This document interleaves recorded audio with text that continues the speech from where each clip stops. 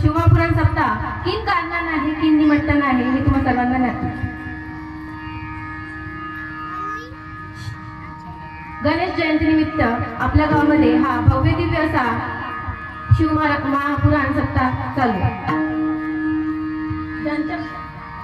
ज्यांच्या मुखातून तुम्ही शिवमहापुराण कथा ऐकता अशा माझ्या गुरुवर्य श्रीवंदताई गाठ यांच्या चरणी प्रणाम करते. तसेच माझे गुरुवर्य स्वर्गंधर्व नारायण गुरुजी खिल्लारी त्यांच्याही चरणी प्रणाम करते. तसेच माझे मामा गुरुवर्य मामा शैलेश मामा गांजर यांच्याही चरणी प्रणाम करते. तसेच पखवाज वाजवणारे आमचे दादा त्यांच्याही चरणी प्रणाम करते. तसेच माझ्या चक्रवर्ती माऊली महावैष्णव ज्ञानोबाराय यांना सुद्धा ज्ञानेशप्रिय साधू जगद्गुरु श्री तुकोबाराय यांच्या गाथेतील उत्कृष्ट असा आचरणाचा अभंग भक्त कसा असावा या प्रकरणातील निवडलेला आहे. विठ्ठला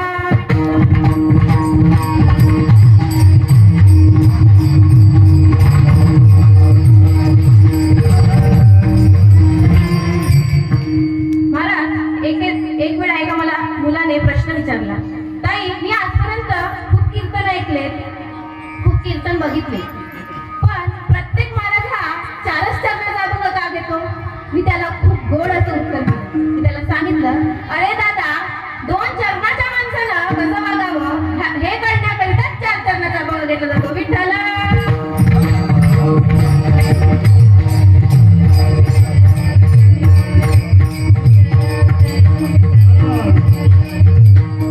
आपण जर या जगाचा विचार केला तर या जगतामध्ये जगद्गुरु 3. 1 जगद्गुरु शंकराचार्य, 2 कृष्णवंद्य जगद्गुरु आणि 3 ज्यांचा सेवेसाठी अभंग घेतला असे जगद्गुरु श्री तुकोबा. मग तुकोबाराय कोण होते? तर ते संत होते. कहते अयोध्या बैरंगभूमी है, वृंदावन प्रेम भूमी है, द्वारका कर्म भूमी है और महाराष्ट्र संतों की भूमी है. कोण तुकोबाराय? कोण तुकोबाराय? घरात नाही धान, गावात नाही मान, पोटात नाही आण, तरी चित्तात समाधान. त्यांचं नाव तुकोबाराय. त्यांचं नाव तुकोबाराय. संसाराचे नावे घालून या शून्य पुण्य धर्म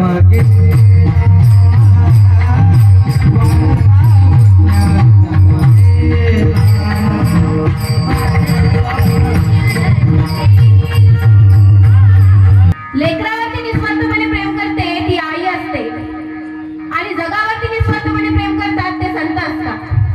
आग लगी आसमान में झरझर गिरी अंगार, आग लगी आसमान में झरझर गिरी अंगार, संत न होते इस दुनिया में तो जल जाता संसार, जल जाता संसार.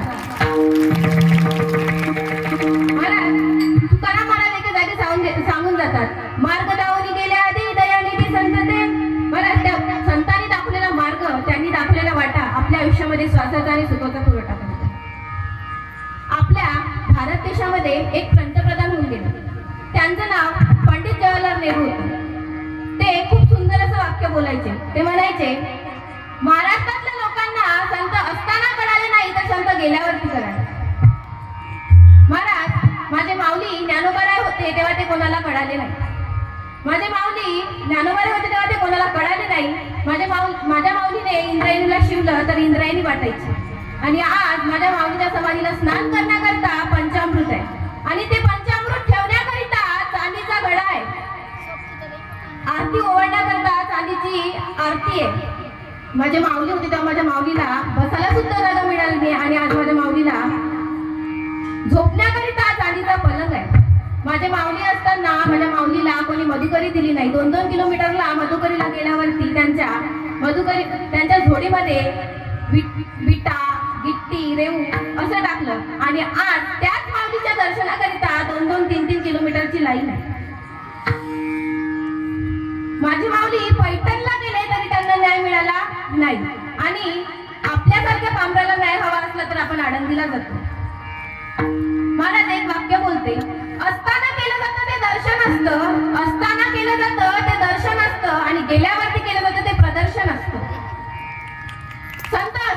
कळत नाही आणि गेल्यावरती कळतात.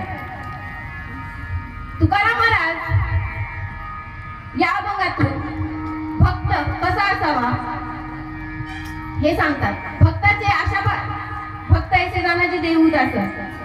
ज्यांचा जे देहावर उदास आहे आणि ज्यांची आशा निवारून गेली,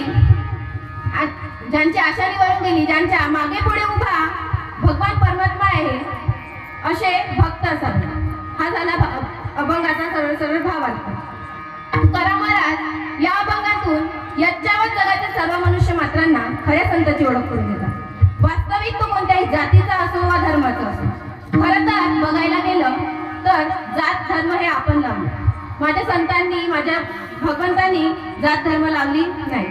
माझे छत्रपती शिवाजी राजे होते, त्यांनीही जात धर्म लावली नाही. माझ्या छत्रपती शिवाजी महाराजांच्या काळामध्ये हिंदू मुसलमान सोबत नांदत होते. काळ्या रात्री चमकत होत तिच्या रूपाचं उन्हाळं, काळ्या रात्री चमकत होत तिच्या रूपाचं उन्हाळं. अरे अशीच देखणी होती एका मुसलमानाची, अरे अशीच देखणी होती एका मुसलमानाची सुन. त्या तरुणीला आई म्हणाला,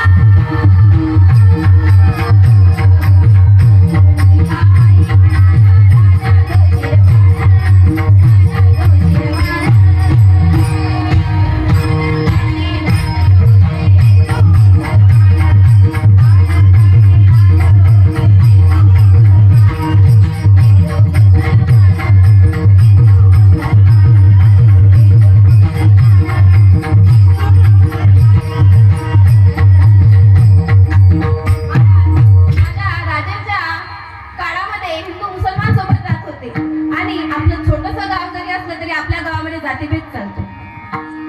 माझे तुकाराम महाराज यच्चावत जगातील सर्व मनुष्य मात्रांना खऱ्या संतांची ओळख करून देतात. वास्तविक तो कोणत्याही जातीचा असो वा धर्माचा असो. त्यापासून आमचा काय फायदा, त्यापासून काही उपयोग होणार आहे का? त्यापेक्षा एखाद्या पुढाऱ्याची ओळख करून दिली असती तर काही आर्थिक फायदा तरी झाला असता. परंतु तुकाराम महाराज ज्या संतांची ओळख करून देतात त्यांच्याकडे काय आहे? तुकाराम महाराजाविषयी पाहू गेलं तर तुकाराम महाराज स्वतः दारिद्र्य आहे. आम्ही सदैव सोडा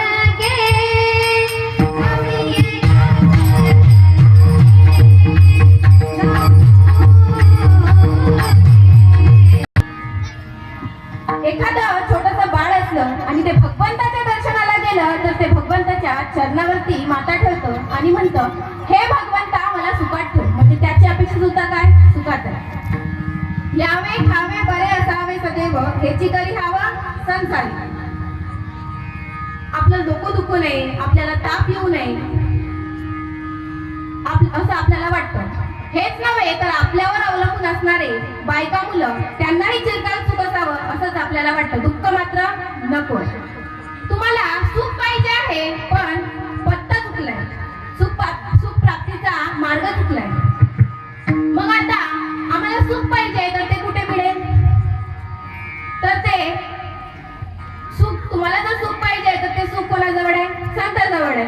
म्हणून तुकाराम महाराज म्हणतात, संतांच्या ओळखीशिवाय सुख प्राप्त होणार नाही. संतांच्या ओळखीशिवाय सुख प्राप्त होणार नाही. सुखाची आशा जन्म गेला, क्षण एक मुक्ती यत्न नाही केला. हिंडता दशशिना पावला, माया वेष्टीला जीव माझा. तुम्हाला सुख पाहिजे आहे तर संतांची ओळख करावी लागेल. जेव्हा तुकाराम महाराज असे सांगू लागले की संतांची ओळख करावी लागेल, तेव्हा काही लोक म्हणू लागले, का हो महाराज, तुम्ही असे दुपट्टी कधीपासून बोलायचे शिकलात? एके जागी तुम्ही म्हणतात सुखप्राप्तीसाठी संतांची ओळख करा आणि दुसऱ्या जागी म्हणतात देव आपल्याला केल्याशिवाय सुखप्राप्ती होणार नाही. तुकाराम महाराज म्हणतात, आपुला तो एक देव करून घ्यावा, आपुला तो एक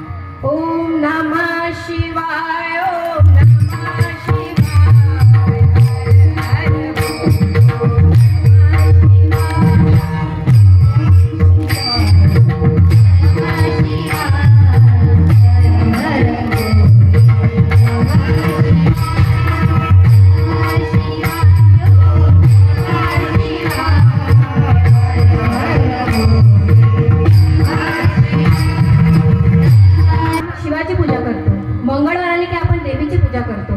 बुधवार आला की विठ्ठल माझा माझा माझा माझा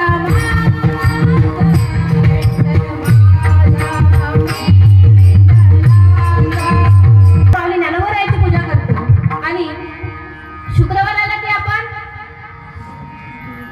अनादि अंबिका भगवती अनादि अंबिका भगवती. आम्ही कीर्तनाला गेलो आणि सहज असंच ताईने हे प्रमाण गायलं. मग काय झालं, एक म्हातारी आई उठली ना आणि उठली केस सोडली ना लागली नाचायला, म्हणून हे प्रमाण म्हटलं की आम्हाला फार भीती वाटते. शुक्रवार आला की आपण देवीला बोलवतो आणि शनिवार आला की आपण मारुती रायांची पूजा करतो. तसंच रविवार आला की आपण खंडोबाची कारभारी असा कसा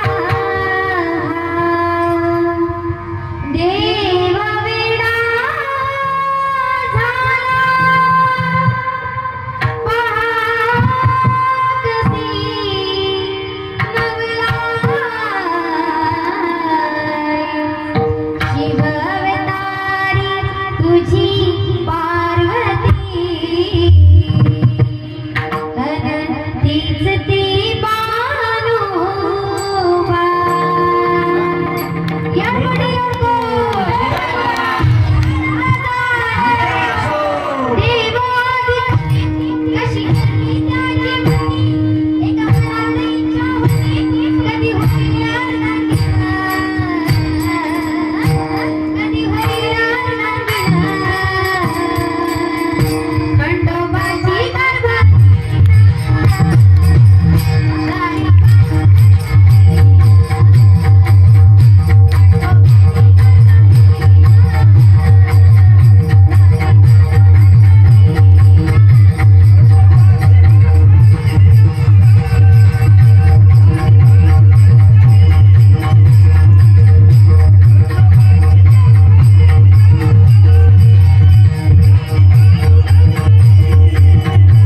आपल्याला सुख पाहिजे आहे तर आपला एक परमात्मा, कोणता तरी एक भगवान परमात्मा असला पाहिजे. एक दृष्टांत सांगते महाराज. एका गावामध्ये एक छोटासा मुलगा राहत होता व त्याच्या शाळेमध्ये सरांचं रिटायरमेंट होतं. सर्व मुलांनी ठरवलं की सरांचं रिटायरमेंट आहे तर आपण शाळेमध्ये पार्टी, सरांना मस्त बासुंदी करायची आणि सरांना पार्टी द्यायची. मग काय, सर्व मुलांनी आपापल्या घरून दूध आणायचं ठरवलं. त्या मुलाच्या घरी गाई गुरे काहीच नव्हतं. तो घरी गेला, सर्व मुलांना सांगितलं होतं, त्यालाही सांगितलं, तो घरी गेला. त्याच्या आईला म्हणतो, आई मला उद्या शाळेमध्ये गुरुजींकरिता दूध घेऊन जायचंय. त्याच्या आई म्हणते, बाळा तुझा दादा गोपाल जंगलामध्ये गुरे राखतो, तिथे जा आणि तुझ्या दादाला दूध माग. तो मुलगा जंगलामध्ये गेला आणि त्याने आवाज द्यायला सुरुवात केला, गोपाल भैया ओ गोपाल भैया, गोपाल भैया ओ गोपाल भैया.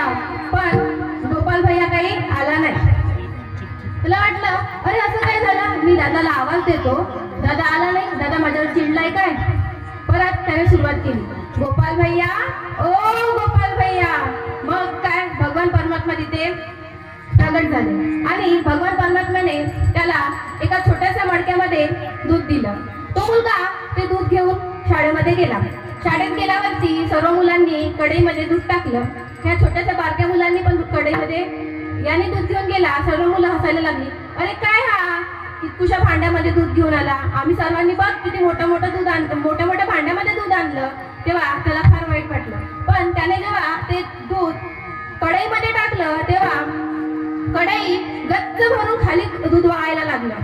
गुरुजीला आश्चर्य वाटलं, अरे इतकुशा मठामध्ये इतकं मोठं दूध कसं काय आलं. गुरुजींना कळून चुकलं की काहीतरी चमत्कार आहे.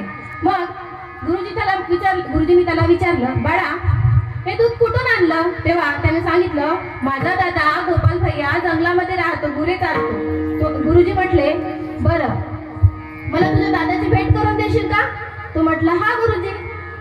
गुरुजी आणि तो जंगलामध्ये गेले आणि त्याने परत गुरुजींना आवाज द्यायला, परत भगवान परमात्म्याला आवाज देण्यास सुरुवात केली, गोपाल भैया ओ गोपाल भैया, गोपाल भैया ओ गोपाल भैया. पण कृष्ण परमात्मा तिथे काही आला नाही. मला म्हटलं आज माझ्या दादाला काही झालं, माझा दादा चिडला तर नाही, आणि दादा जर आला नाही तर गुरुजीला तर माझं खोटं वाटणार. त्याने परत आवाज दिला, गोपाल भैया, हो गोपाल भैया. माझा भगवान परमात्मा तिथे प्रगट झाला. मला सांगा, तो माझा भगवान परमात्मा का प्रगट झाला? कारण त्याच्या बोलवण्यामध्ये तितकं सामर्थ्य होतं, आणि आपल्यासारखं नव्हतं त्याचं फक्त भगवान परमात्मा श्रीकृष्ण होता. आणि आपलं कसं आहे, आपण वाराला देव बदलणारे लोक. अशाने आपल्याला जेव्हा देवाची गरज पडेल तेव्हा देव धावून येईल का? नाही. म्हणजे तुकाराम महाराज म्हणतात, आपला तो एक देवा करून घ्यावा. आता एक दृष्टांत सांगते. एक मनुष्य होता, आपल्या दिग्रसमधलाच होता, आणि तो दुकानामध्ये गेला आणि दुकानदाराला म्हणतो, दादा हे नारळ कसं दिलं? दुकानदार म्हणतो, दादा 25 रुपयाला. तो म्हटला, 20 रुपयाला नाही येणार का? दुकानदार म्हटलं, नाही, 20 रुपयाला हवं असेल तर दारव्याला जा. तो म्हटलं, तो दारव्याला गेला. त्याने तिथे परत विचारलं, दादा हे नारळ कसं दिलं? दुकानदार बोलला, 20 रुपयाला. तो म्हटला, दादा 15 रुपयाला नाही येणार का? दुकानदार म्हटला, नाही, 15ला हवं असेल तर यवतमाळला जा. तो यवतमाळला गेला.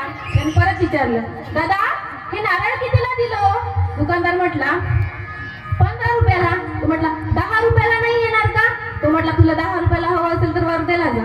तो वर्धेला गेला. त्याने परत तेच विचारलं, दादा नारळ कितीला दिलं? दुकानदाराने सांगितलं 10 रुपयाला. तो म्हटला, 5 रुपयाला नाही येणार का? दुकानदार म्हटला, तुला 5 रुपयाला हवं असेल तर नागपूरला जा. नागपूरला गेला. त्याने परत विचारलं, दादा नारळ कितीला दिलं? त्याने सांगितलं 5 रुपयाला. तो म्हटला, फुकट नाही देणार का? तो म्हटला, तुला फुकट हवं असेल तर कोकणात जा. महाराज, तो इतका त्याची आशा इतकी वाढली महाराज, की तो कोकणात गेला. कोकणात गेल्यावरती काही नारळाची कमी व्हाय, नारळ, पण नारळाचं झाड कसं असतं? उंच. तो कोकणात गेला, त्याने नारळाचं झाड बघितलं आणि नारळाच्या झाडावरती चढला. नारळाच्या झाडाला थोडी ना खांदे इकडे तिकडे पाय ठेवायला असतात, ते सरळ असतं. तो नारळ तोडण्याकरिता चढला, आणि असं काय झालं माहितीये का? तो नारळाला हात लावला आणि त्याचा पाय सुटला, आणि तो नारळाला पकडून राहिला. तर त्याला वाटलं, मी हात सोडला तर खाली पडतो, म्हणून खालून एक उंट सवारीवाला चालला होता. त्याने त्याला आवाज दिला, दादा मी तुला लागत तितके पैसे देते, फक्त माझ्या खाली तो उंट लाव आणि त्या उंटावर उभा होऊन तू मला आधार दे. तेव्हा उंटवाल्याला काही त्याला पैसे मिळणार होते, म्हणून त्याने उंट लावला आणि त्याला उंटावरती थोडा उभा झाला आणि त्याला आधार द्यायला बसला. उंटाला वाटलं, उंटाचं ओझं कमी झालं. उंटाला वाटलं माझ्यावरती कोणीच नाही. उंट सापत चालला गेला आणि दोघंही खाली पडले. पडल्यावरती नारळाच्या झाडावरून पडल्यावरती ते काय चांगले राहतील? त्यांचे हात पाय गेले. मग मला सांगा, 25 रुपयाला नारळ त्याने दिग्रस मध्येच घेतलं असतं तर त्याला कोकणात जाऊन 1.5-2 लाख रुपये लावायची पाडी आली असती का? नाही. म्हणून माणसाची आशा ही खूप घातक आहे. तेच तुकाराम त्यांना सांगतात.